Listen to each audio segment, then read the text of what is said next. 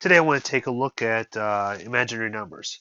So imaginary numbers, the imaginary unit I is equal to the square root of negative 1 right here. So I is defined as the square root of negative 1. We're going to use that information to solve the problems on the right. So in order to do that, let's take a look at the square root of negative 9.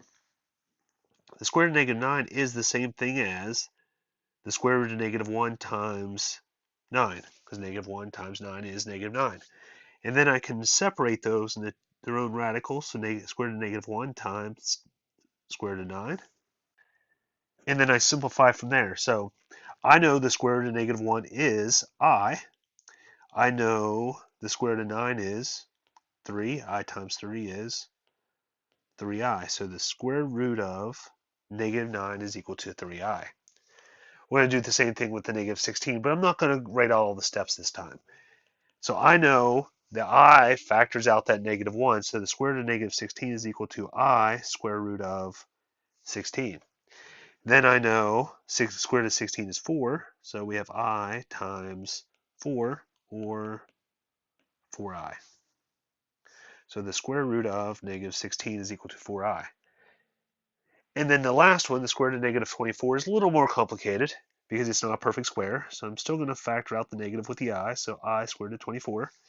And then 24 is not perfect, so I'm going to use my factor tree. So 24 is 4 and 6, 4 is 2 and 2, 6 is 2 and 3. And I see that I have a pair of 2's with a 2 and a 3 left over. So the pair of 2's goes to the outside, so I have a 2 now and an I, because the pair went to the outside.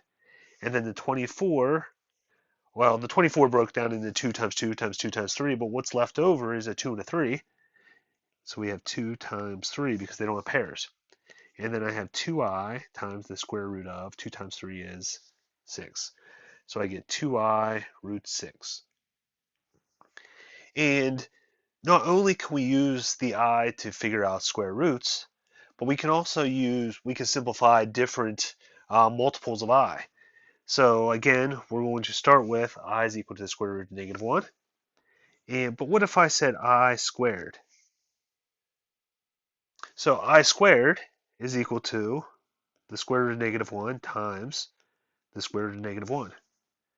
Well, I know the square root of anything times itself is equal to that number. So for instance, if I said square root of 3 times the square root of 3, square root of 3 times the square root of 3 is just 3.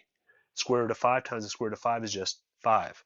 Square root of negative 1 times the square root of negative 1 is negative 1. So I squared is equal to negative 1. So let's take it a step further. What if I said I cubed? That means I would have 3 square roots of negative 1. So if I combine 2, we just said the square root of negative 1 times the square root of negative 1 is negative 1. The third one doesn't have a partner, so I'm just going to bring it down. Well, I know the square root of negative 1 is I, so I have negative 1 times I, and negative 1 times I is simply negative I. So I cubed is equal to negative I. And then we're going to take a look at one more. We're going to take a look at I to the 4th power, which means we have 4 square roots of negative 1. Combine 2, I get negative 1. Combine these two, I get negative 1. Negative 1 times negative 1 is positive 1. So I to the 4th is equal to positive 1. And they all go in cycles. So the first one I have I to the 1st, then I have I to the 2nd, I to the 3rd, I to the 4th. I to the 5th, I to the 5th would be the same thing as I to the 1st.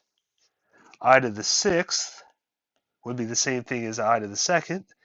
I to the 7th would be the same thing as I cubed. I to the 8th would be the same thing as I to the 4th.